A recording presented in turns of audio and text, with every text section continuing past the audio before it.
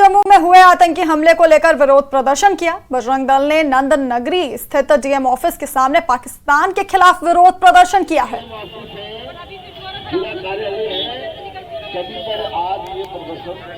विरोध प्रदर्शन होने जा रहा है, पर हमारे जो जवान हैं, आप सभी को पता है कि विश्व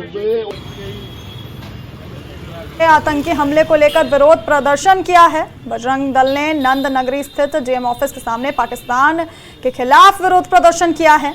जम्मू में हुए आतंकी हमले को लेकर यह विरोध प्रदर्शन किया गया है। पाकिस्तान के खिलाफ विरोध प्रदर्शन किया गया है, नारेबाजी की गई है और नंद नगरी स्थित डीएम ऑफिस के सामने दिल्ली में बजरंग दल ने जम्मू में हुए आतंकी हमले को लेकर विरोध प्रदर्शन किया।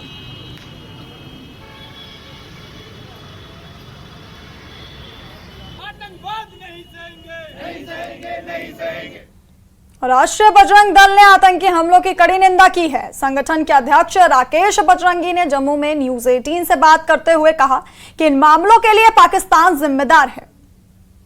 देखिए, जिस प्रकार से लगातार 48 घंटे के अंदर 2 से 3 हमले जो है वो पाकिस्तान प्रशिक्षित आतंकवादियों ने जो है जम्मू कश्मीर के अंदर किए हैं, कहीं ना कहीं मैं विधि